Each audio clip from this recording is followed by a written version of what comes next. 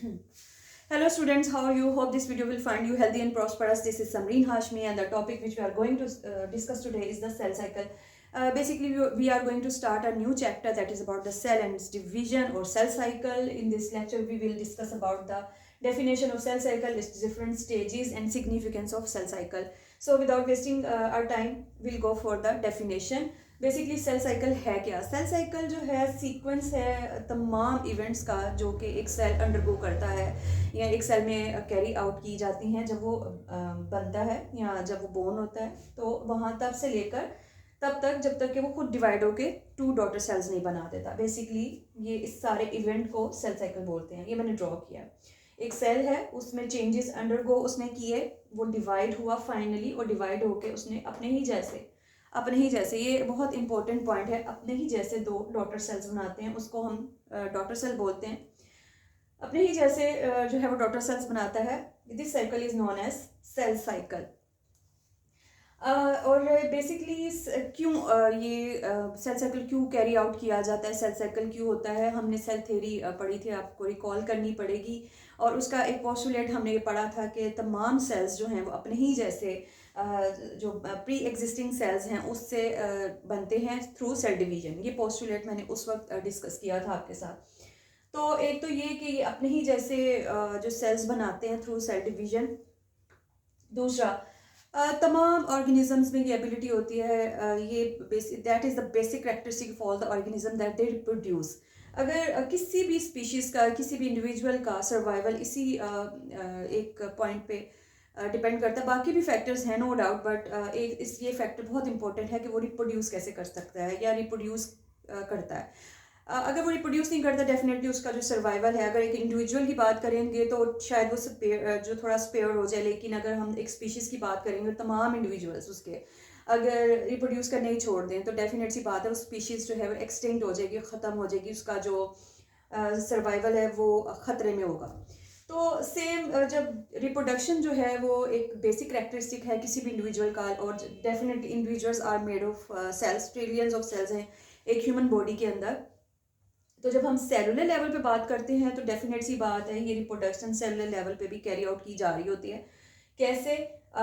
मैंने अभी ये सेल साइकिल को जब डिफाइन किया तो मैंने ये बताया कि डिफरेंट जो हैं ऑर्गेनल्स और आपका डीएनए और मैसेंजर आरएनए और ये सब जो है वो डुप्लीकेट हो रहा होता है आपके सेल के अंदर, और फाइनली एक सेल को जो है वो डिवाइड कर दिया जाता है और वो टू डॉटर सेल्स बनाता है।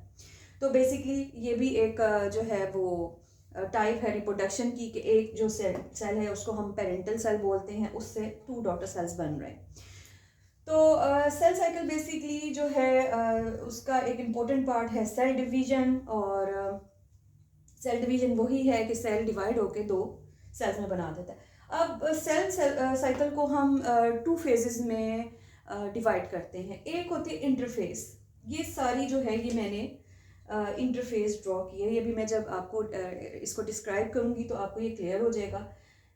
This G1 phase, S phase, G2 phase, ये सब मैंने जो है ये इंटरफेस जो है ड्रॉ की है, and that is M phase. ये बेसिकली माइटोटिक फेज है या डिवीजन फेज है। इसको डिस्कस करते हैं।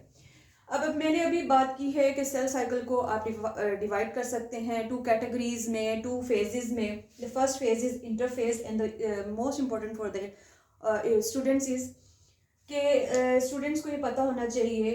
अमूमन हम MCQs में शॉर्ट में भी पूछ लेते हैं और बच्चों को नहीं आता ये, कि बेसिकली सेल अपना जो 90% जो उसका जो लाइफ है सेल की, वो 90% वो इंटरफेस में गुजारता है।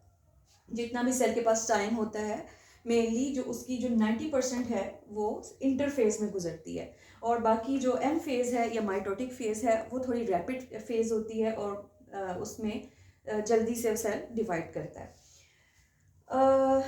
As compare to interface. आपको ये इस चीज़ को ना लेके वो पता नहीं इन्होंने तो ऐसे कह दिया कि जल्दी से फ़ौरन हो गया, ऐसी नहीं है, लेकिन एज़ कम्पेयर टू इंटरफेस जैसे मैंने भी बताया कि 90% जो है सेल अपनी जो लाइफ गुजारता है वो इंटरफेस में गुजारता है। नाउ इंटरफेस, अबाउट इंटरफेस जो है हाईली जो है वो उसमें मेटाबॉलिक एक्टिविटी जो है बहुत फास्ट होती है, उसमें बहुत से एंजाइम्स बनाए जाते हैं, ऑर्गेनल्स बनाए जाते हैं, डुप्लीकेशन होती है, हाई जो मेटाबॉलिक एक्टिविटी है वो बहुत हाई है। वो कैसे है उसको हम डिस्कस करते हैं। मेनली इंटरफेस जो है अगेन मैं बताती हूँ, उसको 3 फेजेस में डिवाइड किया गया है, G1 phase, S phase and G2 phase. These are the 3 phases of interphase and the remaining is M phase. M phase हम आज जो है डिस्कस नहीं करेंगे बिकॉज वीडियो जो टाइमिंग है वो फिर बहुत ज़्यादा जो है वो लंबी हो जाएगी, तो इस वजह से उसको मैंने अलग रखा है। माइटोटिक फेज को या M फेज को हम डिस्कस नहीं करेंगे आज, हम जस्ट इन 3 फेजेस को ही डिस्कस करेंगे। तो बेसिकली इंटरफेस की बात, सेल साइकिल की बात आ गई, वो आपको समझ आ गया सेल साइकिल क्या है, जिसमें पेरेंटल सेल जो है वो अंडरगो करता है डिफरेंट चेंजेस, वो तमाम इवेंट्स, और जिसके नतीजे में एंड रिजल्ट क्या है, 2 डॉटर सेल्स बना दिए जाते हैं।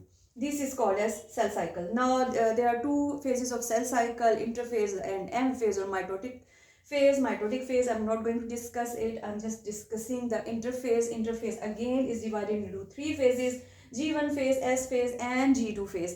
अब हम देखते हैं कि ये इन फेजेस के क्या करेक्टरिस्टिक्स हैं।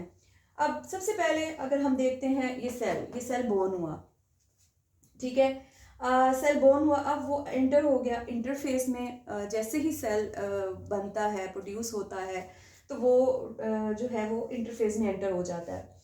अब ये एंटर हो गया G1 फेज में। अब G1 फेज में जब एंटर हो गया, अब यहाँ क्या होगा, यहाँ पे बहुत से जो हैं वो ऑर्गेनल्स, स्पेशली जो राइबोसोम्स है, बिकॉज प्रोटीन सिंथेसिस बहुत इम्पोर्टेंट फैक्टर है सेल साइकिल का, कि प्रोटीन सिंथेसिस बहुत रिक्वायर्ड होती हैं, प्रोटीन्स डिफरेंट प्रोटीन्स रिक्वायर्ड होती हैं। तो इस फेज में जो है बहुत से जो सबसे पहले तो सेल का जो है साइज इंक्रीज होता है, फिर न्यूक्लियस का साइज इंक्रीज होता है, उसके बाद डिफरेंट जो ऑर्गेनल्स हैं like mitochondria is called as powerhouse of the cell. ये मैं आपको एक्सप्लेन कर चुकी हूँ जब मैं ऑर्गेनल्स पे लेक्चर दिया था। तो वो पावर हाउस में डेफिनेटली एनर्जी की ज़रूरत होती है, इसलिए जो है माइटोकॉन्ड्रिया की अमाउंट बढ़ाई जाती है, ऑर्गेनल्स की अमाउंट बढ़ाई जाती है। राइबोसोम्स, क्योंकि राइबोसोम्स का काम है प्रोटीन सिंथेसिस, मैसेंजर आरएनए और डिफरेंट जो कंपाउंड्स हैं उनकी जो क्वांटिटी है यहाँ पे उनको सिंथेसाइज किया जाता है, उन्हें डुप्लीकेट किया जा रहा होता है, और सारी जो ये मेटाबॉलिक एक्टिविटी यहाँ पर हो रही होती है। अब यहाँ पर अगर हम देखें तो यहाँ पर जो क्रोमोसोम होता है, आपको पता है कि आपका जो डीएनए है वो that is present in your nucleus. Basically I have drawn this nucleus, और this is cell, and inside the cell I have only drawn the nucleus to show the chromosome. अब ये भी नहीं क्योंकि इन्होंने तो सिर्फ एक क्रोमोसोम जो है वो ड्रॉ किया है, ये जो है जस्ट जनरलाइज डायग्राम्स होती हैं और बेसिकली कंसेप्ट देने के लिए होती हैं। So I have drawn the chromosome. Chromosome at this level is composed of just one chromatid. This strand is called as chromatid. Just one chromatid, and this is centromere. Centromere is a place where spindle fiber gets attached to the chromosome through kinetochore. अब वो जब हम mitotic phase पढ़ेंगे तो फिर discuss करेंगे कि ये काइनेटोकोर क्या है या ये किस तरीके से अटैचमेंट होती है। बेसिकली यहाँ मैंने जस्ट उसको डिफाइन करने के लिए लेबल किया था कि यहाँ क्रोमोसोम्स की बात अगर हम करें तो chromosomes basically thread like structures होते हैं, और हमारा डीएनए जो है वो प्रेजेंट होता है in the form of chromosomes in the nucleus. और ये जब सेल डिवीजन होती है ये ओनली विजिबल उस वक्त ही होते हैं, वरना ये विजिबल नहीं होते। तो यहाँ पर जो है हमारा क्रोमोसोम सिंगल क्रोमेटिड या सिंगल स्ट्रैंड पे बेस्ड होता है या उसका बना होता है, और जो ये सेंट्रल पोजीशन है ये इसको हम कहते हैं सेंट्रोमियर, और ये वो जगह है जहाँ पे स्पिंडल फाइबर जो है वो gets attach to the chromosome. After G1 phase the cell enters in S phase.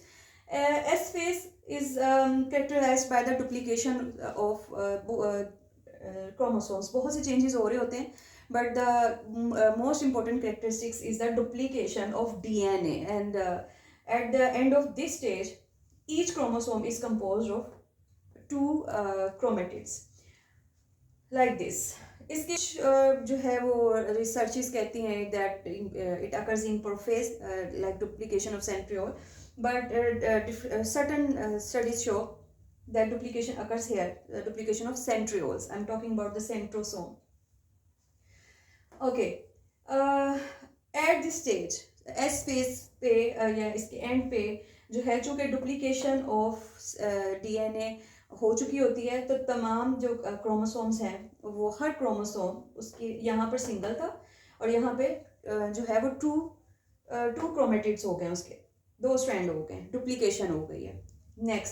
Next phase is the G2 phase. G2 phase जो है उसमें उसका करेक्टरिस्टिक ये है, ये फेज करेक्टराइज की जाती है इसमें जो हैं जो नेसेसरी प्रोटीन्स होते हैं वो सिंथेसिस उनकी होती है, वो सिंथेसाइज किए जाते हैं। अब वो प्रोटीन्स कौन से होते हैं? Proteins required for the formation of spindle fibres. जो स्पिंडल फाइबर्स हैं वो बेसिकली प्रोटीन से बने होते हैं और वो प्रोटीन जो हैं सिंथेसाइज किए जाते हैं G2 फेज में। अब सर्टन स्टडीज़ ये भी कहती हैं कि अगर G2 फेज में फॉर्मेशन ना हो प्रोटीन की, प्रोटीन सिंथेसाइज ना किए जाएं, तो माइटोटिक फेज या एम फेज जो है वो अकर नहीं करती, वो कैरी आउट नहीं की जाती। इसके अलावा G0 फेज, G0 फेज भी से बोलते हैं, G0 फेज भी बोलते हैं, दोनों तरीके से आप बोल सकते हैं। ये सारा जो साइकिल है ये इंटरफेज में आता है। G1 phase, S phase, G2 phase, और G2 फेज के बाद सेल अंडरगो करता है M फेज और माइटोटिक फेज और डिवाइड करके 2 डॉटर सेल्स बना देता है। M फेज मैं आज डिस्कस नहीं करूँगी, ये मैं जो है कल इंशाल्लाह ताला डिस्कस करूँगी। अब बात करते हैं G0 या G0 फेज की। समटाइम्स सेल जो है वो फर्दर ये एस फेज, G2 फेज जो है वो अंडरगो नहीं करता और वो यहाँ पे ही रुक जाता है। आफ्टर G1 फेज वो स्टॉप कर जाता है। इस स्टेट को हम कहते हैं G0 फेज और रेस्टिंग फेज। और फर्दर डिवाइड नहीं करता। कुछ सेल्स जो हैं वो अपनी थ्रू आउट द लाइफ वो G0 फेज में ही रहते हैं, like heart cells, like nerve cells. वो फर्दर सेल डिवीजन अंडरगो नहीं करते। कुछ सेल्स जो हैं वो for the time being, for some time जो है वो G0 फेज में या G0 फेज में रहते हैं और उसके बाद जब उनको रिक्वायर्ड होता है अंडरगो करना सेल डिवीजन तो वो अंडरगो करते हैं। ये सर्टन सेल्स जो हैं लीवर के, किडनीज के सेल्स जो हैं वो भी ये रेस्टिंग फेज में या G0 फेज में आते हैं। जबकि बाकी जो बॉडी, जितनी भी बॉडी के जितने भी सेल्स हैं वो अंडरगो करते रहते हैं सेल डिवीजन और ये सेल साइकिल चलता रहता है उनमें।